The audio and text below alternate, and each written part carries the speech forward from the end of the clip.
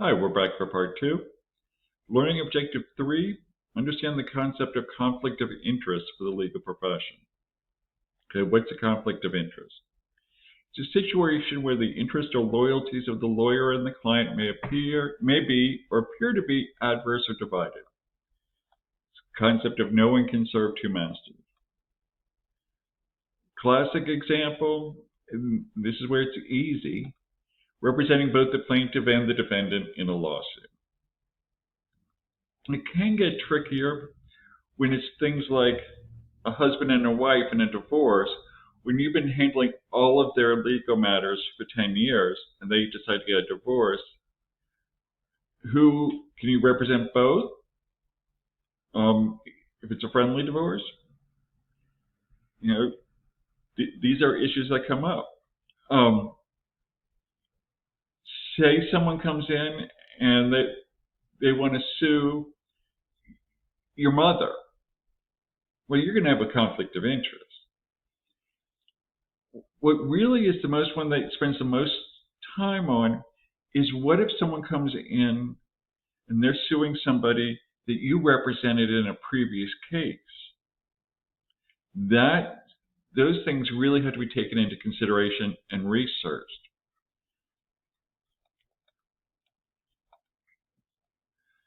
Paralegals must disclose possible conflicts of interest to the employer or client.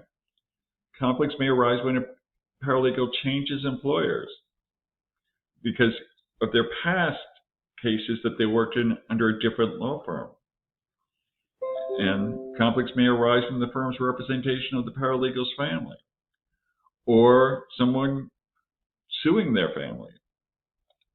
There is the concept of the ethical wall. This works better when it's in a large law firm, where the attorney or the paralegal is isolated from a particular client or case to avoid a conflict of interest or to protect a client's confidences and secrets. There's a wall around them, so someone else in the firm can handle the case. And potential oral or written communications are blocked, so that there's no communication on the case between those that have the wall around them and those working on the case. Freelance or independent paralegals. Paralegals in freelance or independent paralegals, these are people working for themselves who will represent, a lawyer on one case, then go work for another law firm on another case. It's good money. They are more likely to face the problem of conflict of interest, and special caution must be taken to avoid accepting employment where conflicts may exist. So this involves, keeping careful records of the cases that you were involved in. What is considered confidential under ethical guidelines? Pretty much everything.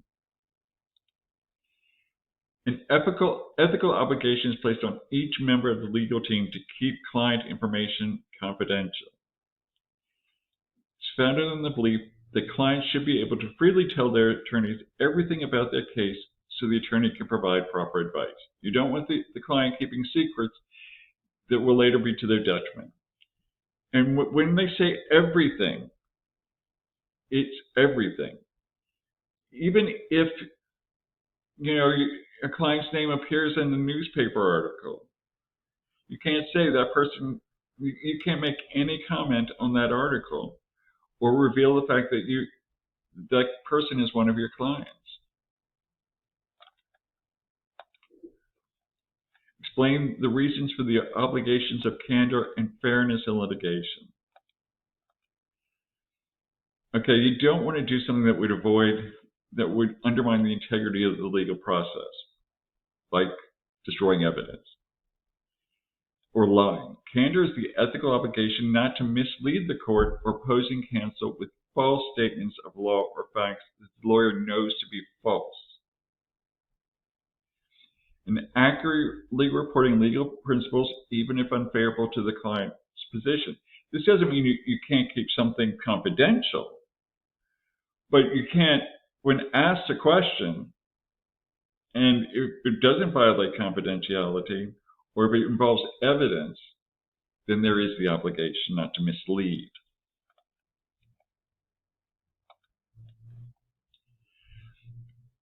Fairness to opposing party and counsel requires mutual respect, honesty, and fundamental fairness. An ethical duty to advocate for the client in a way that is fair for all and promotes confidence in the system. Requires disclosure, not hiding or destroying evidence that might help your opponent.